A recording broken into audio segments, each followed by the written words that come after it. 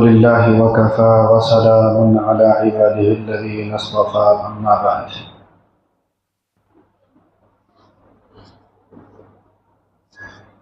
أعوذ بالله من الشيطان الرجيم بسم الله الرحمن الرحيم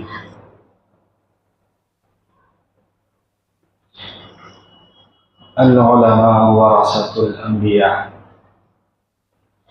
قال النبي صلى الله عليه وسلم من يرد الله به خيرا يوفقه في الدين أو كما قال عليه الصلاة والسلام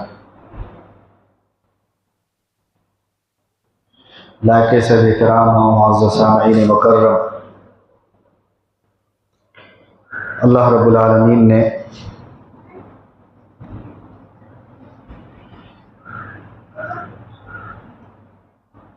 اس دنیا میں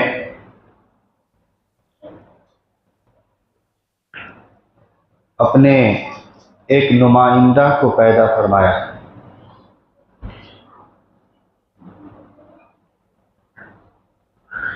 اور خلافت کا تاج انہی کے سر کے اوپر رکھا۔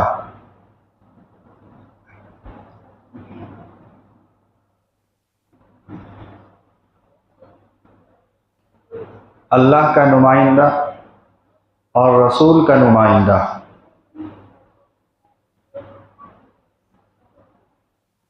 یہ علماء کہلاتے ہیں، لیکن تمام مخلوق کے نمائندے یہ حضرت انسان کہلاتے ہیں، کہ دنیا کے اندر کائنات میں جو مخلوقات ہیں ان میں سب سے افضل، اشرف، برتر، فضیلت والا اگر کوئی ہے تو حضرت انسان ہے۔ اور فرمایا کہ انسانوں میں اللہ کا جو نمائندہ ہے، خلافت جس کے سر کے اوپر ہے، وہ ہے علماء۔ یاد رکھو کہ آج کی نشست اس اعتبار سے بھی اہمیت کے حامل ہے کہ آپ کو تو معلوم ہوگا کہ میں چند دنوں کے لیے آپ کے پاس آیا تھا بنسبت امامت کے۔ آپ کے سابق امام صاحب تشریف لائیں گے انشاءاللہ، قریب ہے اسی ہفتے انشاءاللہ۔ تو یہ ہے کہ ہر شخص جس کو اللہ تعالیٰ نے فوقیت دی ہو، چاہے دنیا تسلیم کرے یا نہ کرے، اس کے اوپر ایک ذمہ داری عائد ہوتی ہے۔ مثال کے طور پر کہ باپ کے اوپر ذمہ داری عائد ہوتی ہے کہ اپنے بچوں کو کیا کرے، نصیحت کرتا رہے، اچھے اور برے کی تمیز پیدا کرتا رہے، اونچ نیچ دکھاتا رہے، چلنا کیسے ہے، بیٹھنا کیسے ہے، کن سے ملنا ہے، بولنے کے انداز، رہنے کے انداز، کھانے پینے کے انداز، سلیقہ، طور، ساری چیزیں بتاتا ہے۔ حضرت انبیاء علیہ السلام کا یہی معمول رہا، یہی طریقہ رہا کہ اپنے امت کو بعین ہی ان باتوں پر عمل کراتے رہے کہ آپ کو زندگی ایسے گزارنی ہے۔ انبیاء کے بعد جو اس کے وارث علماء ہیں، علماء کی ذمہ داری بھی یہی ہے کہ اپنی قوم سے اپنے نبی کے فرمان کو بیان کرے، اور اسی فرمان کی روشنی میں کچھ واعظ و نصیحت بھی ہوتا رہے تاکہ خیال رہے کہ ہمیں کیسے زندگی گزارنی ہے۔ اس اعتبار سے کچھ نصیحتیں رہیں گی اور کچھ تعبیر، جسے ڈرانا اور دھمکانا کہتے ہیں۔ دیکھو، اللہ رب العالمین نے لوگوں کی فلاح اور بہبود کے لیے، زندگی گزارنے کے لیے علماء کو انتخاب کیا، علماء کا، کہ عوام کو جو زندگی گزارنا ہے وہ علماء کے بتائے ہوئے طریقے کے مطابق۔ اس کے علاوہ مجھے بتائے کہ کوئی ایسی شکل ہوگی آپ کے پاس۔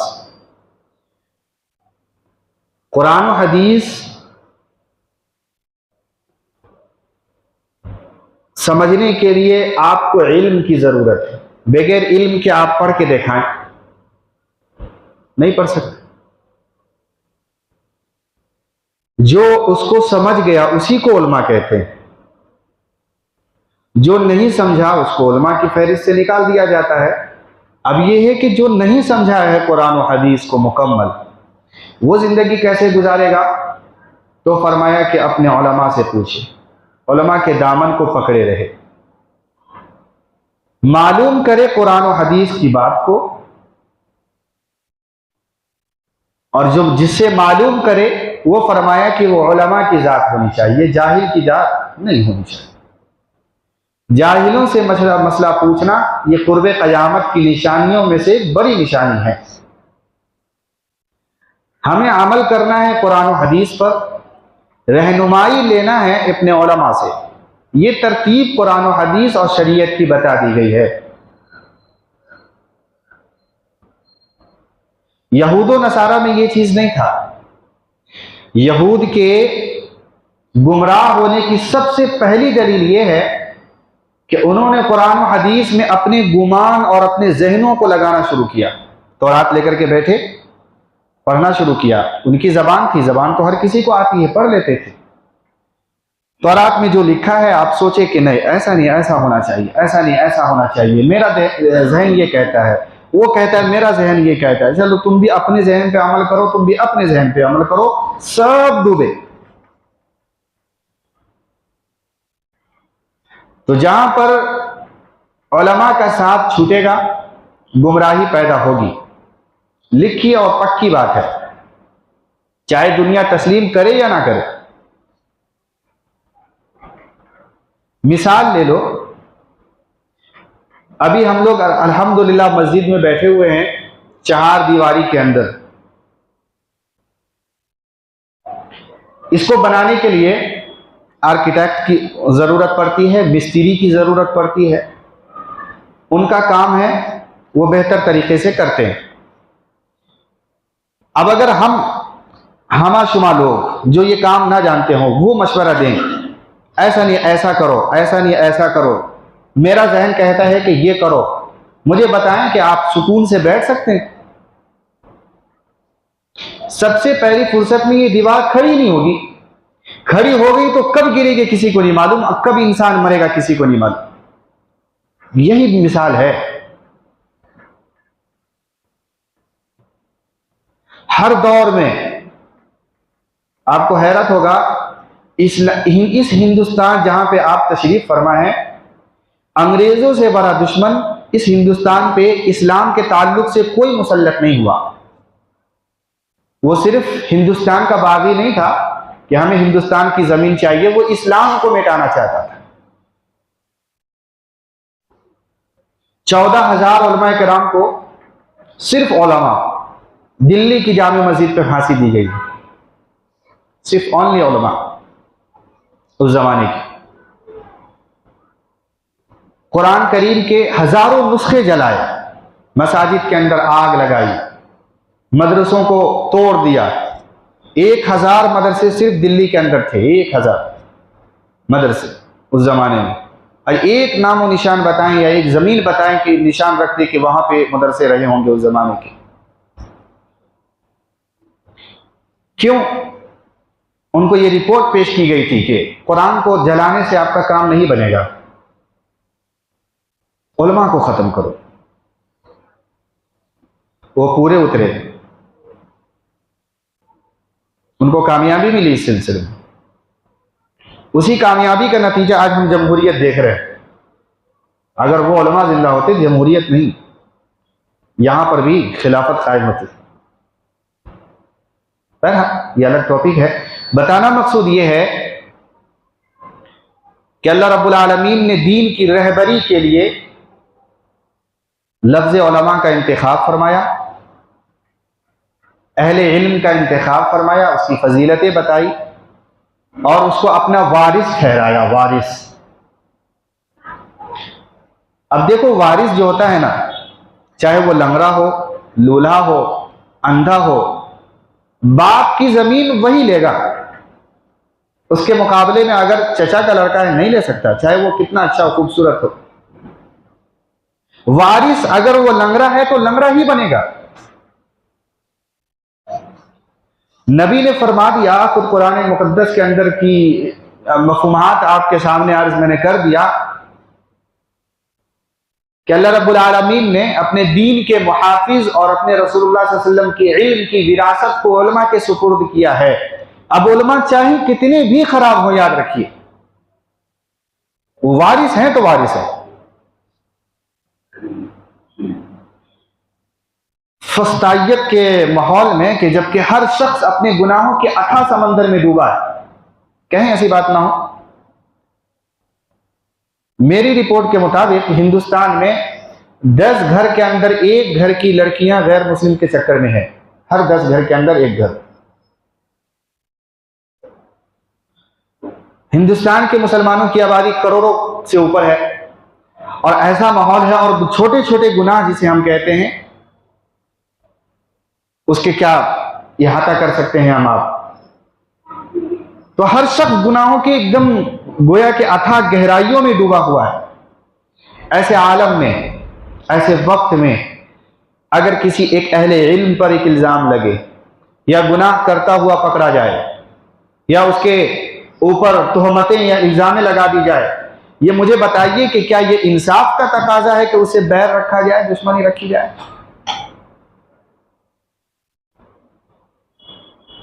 یاد رکھو کہ گناہ پر سرزنش کرنا، پکڑنا، یہ اللہ کی ذمہ داری ہے، یہ بندوں کی ذمہ داری نہیں ہے۔ میں نہیں ہوتا ہوں کہ کسی گناہ کو میں جو ہے سرزنش کروں کہ تم نے ایسا کیسا کیا، نہیں کرنے دوں گا اور اس پر تمہیں سزا دوں گا۔ یہ اس کی جو ہے باغ دور اللہ نے اپنے ہاتھ میں لی ہے، اور ایک دن متعین کیا ہے کہ اس کے اندر میں جزا اور سزا کا معاملہ کروں گا۔ یہ صرف اعمال کی جگہ ہے، ہر شخص اپنی فکر میں لگے اور اصلاح کے لیے اللہ نے جو طریقہ اور نبی نے جو طریقہ بتایا ہے اسی کو مضبوطی سے تھامیں۔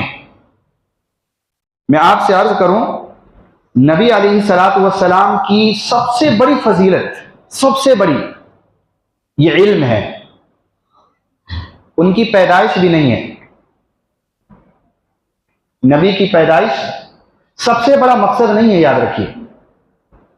سب سے بڑا مقصد ان کا بعثت ہے، نبوت کا ملنا، اور نبوت علم ہے۔ نبوت ایک ایسا علم جو خدا اور رسول کے ساتھ تعلق رکھتا ہے، اس کے علاوہ کوئی نہیں جانتا۔ اگر خدا نخواستہ نبی کی پیدائش مقصد اصلی ہوتا نا، تو اللہ کے نبی علیہ الصلوۃ والسلام اور دیگر انبیاء کو اللہ پیدا کرتے اور وفات دے دیتے، کیونکہ ان کا مقصد اصلی حاصل ہو چکا، اب زندہ رہنے کی ضرورت ہی نہیں ہے۔ میں مقصد اصلی بتانا چاہ رہا ہوں، انبیاء کا مقصد کیا ہوتا ہے۔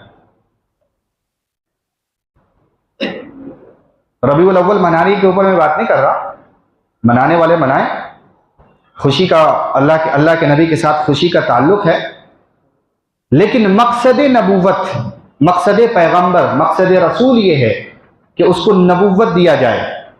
اور یاد رکھیے کہ صرف نبوت ہی کافی نہیں ہے، بلکہ اس نبوت کو اللہ رب العالمین نے جو جس سوچ اور فہم کے ساتھ اس کو اتارا ہے، اگر وہ پوری کائنات کے لیے ہے تو اپنے پورے کائنات میں دین کو پہنچا دے مکمل، یہ ہے انتہا۔ تو سب سے پہلی پیدائش، پھر نبوت جس کو علم کہتے ہیں، اور اس علم کو پوری کائنات میں پھیلانا، یہ ضروری ہے انبیاء کے ساتھ، صرف مقصد ضروری نہیں ہے۔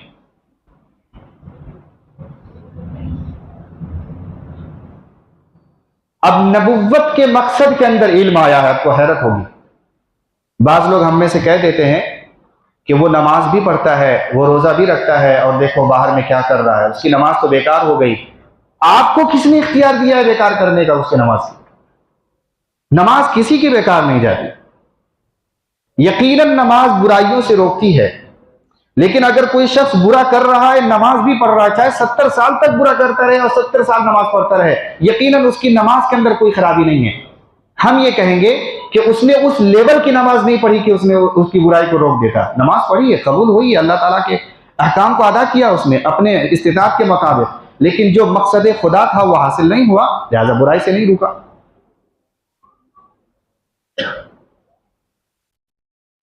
لہذا یہ الزام ہم میں سے کوئی کسی کو نہ دے۔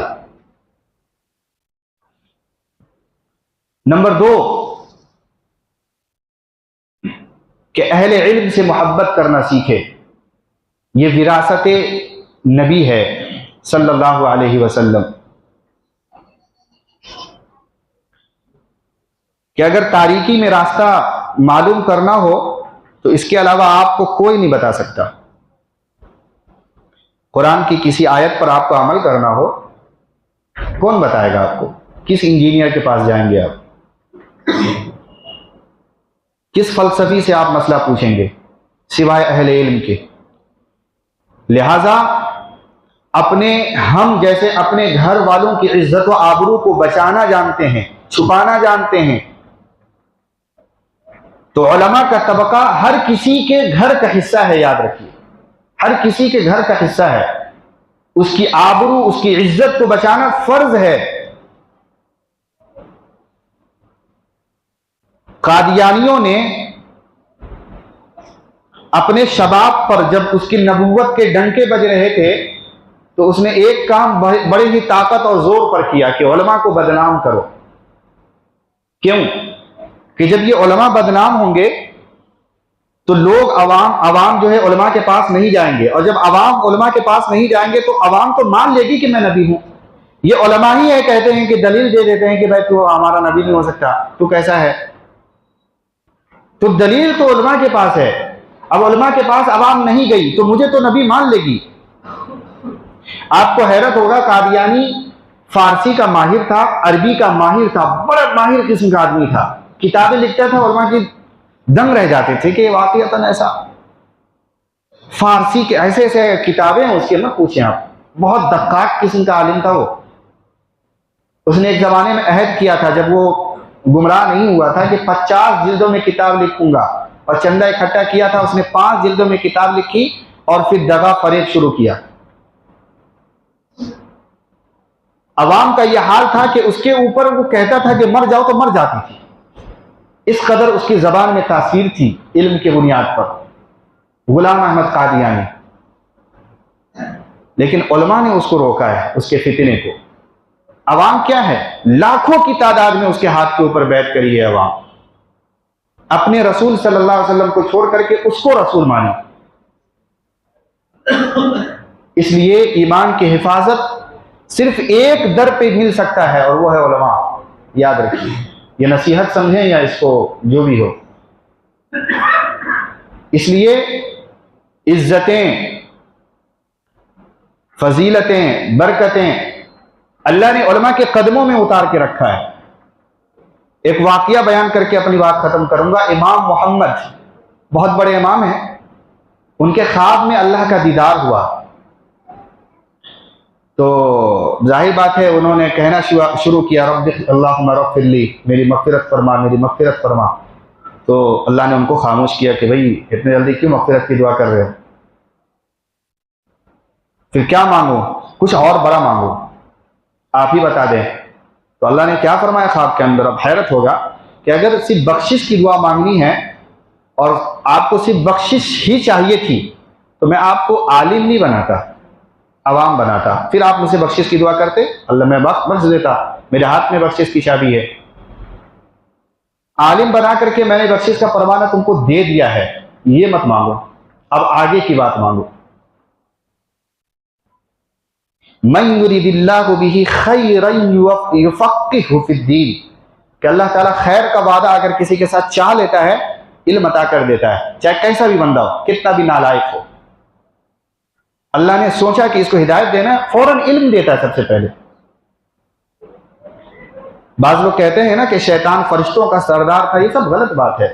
شیطان کے اندر علم تھا، یہ بھی غلط بات ہے۔ یاد رکھو، شیطان کے اندر اگر علم ہوتا نا تو اللہ کی بغاوت نہیں کرتا۔ علم نہیں تھا، تکبر تھا اس کے اندر، اس لیے وہ گمراہ ہوا۔ اور یہی وجہ ہے کہ عالموں کو بہکا نہیں پاتا ہے اور جاہلوں کو بہکا لیتا ہے۔ اگر علم ہوتا تو علم سے عالموں کا مقابلہ کر لیتا وہ، لیکن کیوں نہیں کر پاتا؟ علم نہیں ہے اس لیے نہیں کر پاتا. اس کے پاس دجل ہے، دھوکہ ہے، اور ایسی قدرت ہے کہ وہ انسانوں کے دل کے اوپر وار کرتا ہے، جس کی وجہ سے لوگ بہک جاتے ہیں. اللہ نے اس کو دے رکھی ہے طاقتیں، کوئی بڑی بات نہیں. ہم انسان ہیں، ہمارے پاس اللہ نے علم کی دولت عطا فرمائی ہے، اس کے ذریعے ہم مقابلہ کر سکتے ہیں. اور کس کو لے کر کے کریں گے جب ہمارے پاس علم نہیں؟ ہم اپنے علماء کو ساتھ لیں گے اور اس شیطانوں کا مقابلہ کریں گے. اب وہ چاہے دنیا کے شیطان ہوں یا واقعتاً ابلیس والا شیطان ہو یا دھوکہ دینے والے لوگ ہوں، سب کا مقابلہ کریں گے. لیکن ہمارے آگے کون ہوگا؟ وہ علماء کی ذات ہوگی. اس لیے اللہ رب العالمین نے ہم سب کو جب تک تحیات رکھا ہے ہمیں اللہ کے وارثوں کی قدر کرنی. یہ انبیاء کے وارثین ہیں، اس کی قدر کرنی ہے. لگے ہوئے الزامات، تہمتیں، ان سے اپنے ذہنوں کو پاک کر کے زندگی گزارنا ہے، اپنے اعمال کو بنانا ہے. اللہ رب العالمین ہم سب کے اعمال کو قبول و منظور فرمائے، صحیح سمجھ کی توفیق عطا فرمائے. سنتیں پڑھ لے وقت میں.